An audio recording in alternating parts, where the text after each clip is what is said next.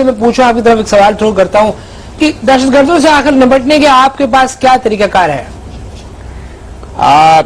देखिए खालिद साहब, जहां पर पानी गंदा खड़ा हो वहां स्प्रे करवाएं और ये जो खिड़की दरवाजे मिठाइयां हैं उन्हें ढांक के रखें और मगरिब के बाद अपने घर की खिड़की दरवाजे बंद कर लें या उसमें नेट लगवा लें और नीट से परहेज करें। जी ब्रेवली साहब, ब्रेवली साहब, जो भी आपका नाम है, मैं माजरत चाहूंगा, ये मच्छर मारने के तरीके नहीं पूछ रहे बल्कि ये दहशतगर्दों की बात कर रहे हैं। फर्स्ट टाइम, पहली दफा मैंने ये देखा है कि अपनी ही काइड को जो है वो डिसमेटल करने की इस शख्स ने कोशिश की है। अच्छा, मैं ये यानी कि डींगे मार रहे हैं, मैं समझा कि ये शायद किसी और चीज को मारने की कोशिश कर रहे हैं, डींगे मार रहे हैं। सही जी। गाफरमान खान साहब, आपसे पूछना चाहूंगा, एज ए साफी, एज ए एंकर पर्सन, आप भारत की इन्वॉल्वमेंट को किस तरह लेते हैं सारे मामले में? जो भारत का किरदार है पाकिस्तान को डिस्टेबलाइज करने में, ये कहां देखते हैं आप? बेशक, इसमें कोई शक नहीं, इस बात बिल्कुल 100% दुरुस्त बात है कि भारत जो है वो पाकिस्तान के खिलाफ साजिशें कर रहा है। इनके अज़ाइम शुरू से पाकिस्तान के खिलाफ रहे हैं। आपको शायद वो याद हो, भरे बाजार बरमल्ला अमिताभ बच्चन ने जो जुम्मे के दिन चुम्मा मांगा था, आपको शायद वो याद हो, वो वादा जुम्मे के दिन का जुम्मे का वादा अमिताभ बच्चन ने किया। तो इस बात से भारत के खिलाफ गाफरमान खान साहब कतई कलामी होती है, ये इससे कैसे साबित होता है कि भारत इस सारे सीन में इन्वॉल्व है? इस बात से ये चीज बिल्कुल जाहिर हो रही है खालिद। आप अगर जो है लिरिक्स पर गौर करें तो आपको नजर आएगा कि जुम्मे के दिन जुम्मे का वादा, जबकि जुम्मे को हिंदी में शुक्रवार कहते हैं। जुम्मा एक पाकीज़ पाक दिन हमारे लिए मुसलमानियत में बिल्कुल एक पाक दिन होता है, उसको उसी तरह से किया है। बिल्कुल। मैं ये भी बताता चलूं कि और भाई मजे की बात खालिद के ये जुम्मे के दिन जो है वो स्टोर्स भी बंद होते हैं। दुरुस्त फरमाया, बिल्कुल दुरुस्त फरमाया आपने। जी, आतंकवादी ब्रेलवी साहब, आपकी तरफ एक सवाल फेंकूंगा, ये दहशतगर्दी की सोच क्या है जब ये ऐसा काम करते हैं? क्या सोच उनको ड्राइव करती है?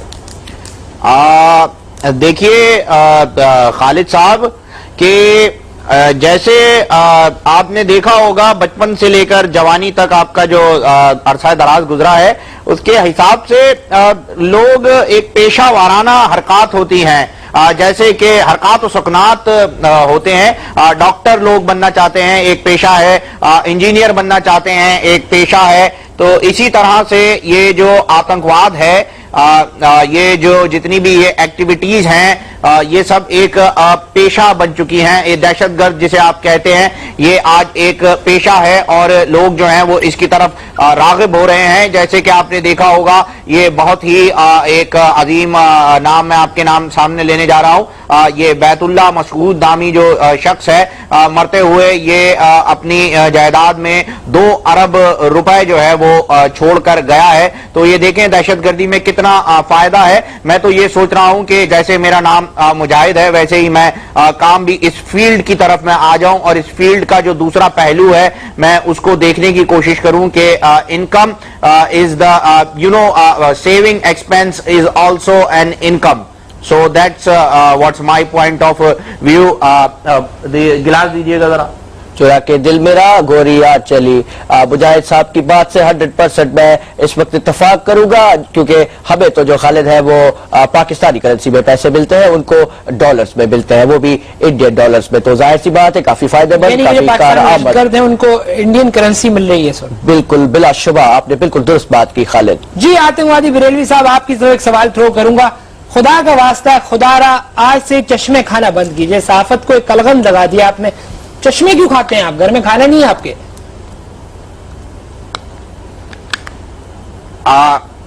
देखिए खालिद साहब, मैं आपको ये एक बात जो है वो बिल्कुल क्लियर वे में बता देना चाहता हूं कि ये जो मैं चश्मा खाता हूं ये किसी के बाप की जागीर नहीं है, अपने पैसों से खरीद के खाता हूं और ये मुझे चॉकलेट का स्वाद देते हैं। ये मेरी ही मर्जी है कि मैं अंडे दूं या बच्चे दूं, इसका सवाल आपके ऊपर तो जेब नहीं देता और ना ही जेबा देता है, ना ही Zeba Bakhtiyar, whatever you take.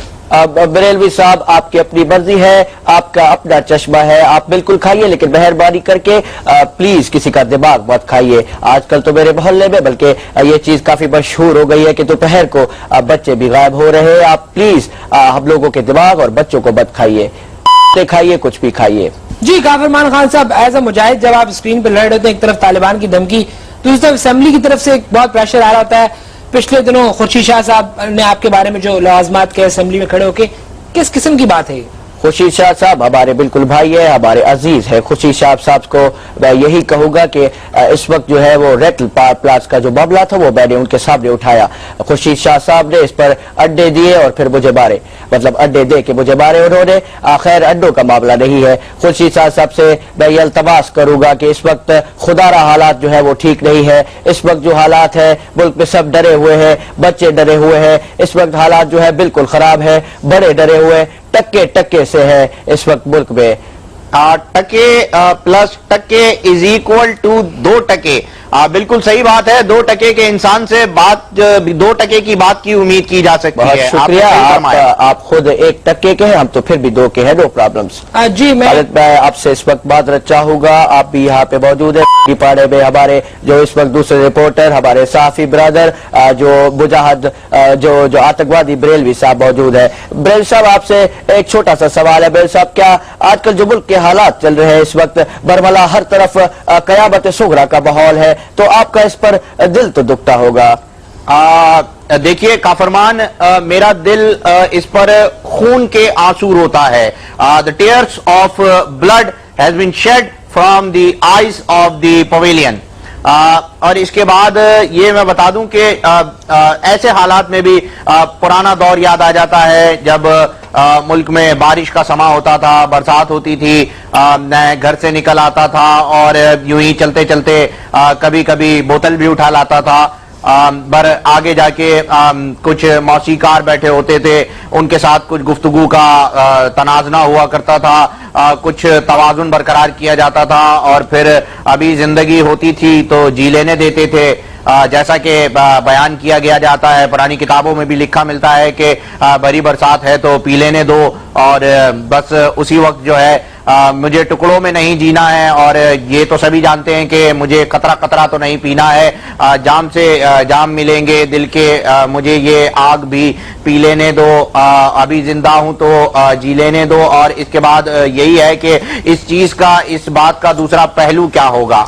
फिर हाथ में शराब, सच बोलता हूं मैं। मुजाहिद साहब, कभी हमें भी ऑफर कीजिए, हमें भी कभी ट्राई कीजिए। जी जरूर, क्यों नहीं।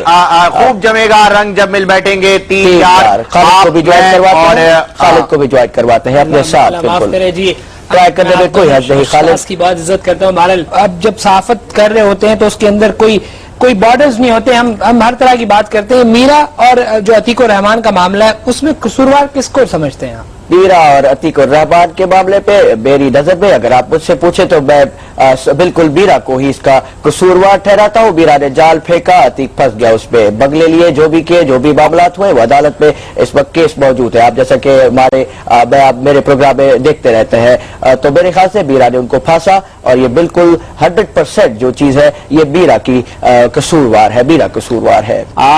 देखिए खालिद, मेरी नजर में जो कसूरवार है वो मीरा नहीं, बल्कि वो अतीक मेरी नजर में कसूरवार इसका है। जी बिल्कुल। अबे छोड़ना मुजाहिद, रहने दे।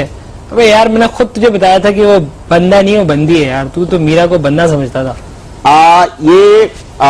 हाँ बिल्कुल, ये मुझे याद आ गया है। और मैं आपको बताता चलूं कि जो बातें आप जी इस वक्त जैसा कि आप अपने टेलीविजन स्क्रीन पर देख सकते हैं, ये मामलात आतंकवादी साहब इस वक्त गिर चुके हैं, इस वक्त अपने काबू में नहीं रहे। वो जहां तक मामला रहा मीरा जो कि मर्द है, ये एक सवाल उठता है हमारी सियासत में, एक ये अहम सवाल है कि मीरा मर्द है या औरत है। जी नाज़रीन, ये आज जो डिबेट हो सकता है, हम यही कहेंगे। आप अपनी टेलीविजन स्क्रीन पर जिस तरह देख सकते हैं। अबे रक्षे को तो बंद करें। जी नाज़रीन, ये जो डिबेट थी ये सिर्फ इस बात को कोशिश कर रहे थे सामने लाने की कि साफियों किस किस्म के खतरे हैं। बहुत शुक्रिया अदा करूंगा, बाड़े से हमारे साथ लाइव थे जनाब बरेलवी साहब। लेकिन मुझे यहाँ पर किसी ने धक्का दिया है, कोई गैर मखलूक यहाँ मौजूद है, कोई जिन्नात जी जी, बहुत मैंने शुक्रिया। कुछ नहीं आप लाइव थे नाज़रीन कामरान साहब। मैं यही बताऊंगा कि अगर मेरा मर्द है तो फिर ये पाकिस्तानी इंस्टीट्यूट कॉन्स्टिट्यूशन में इसमें क्या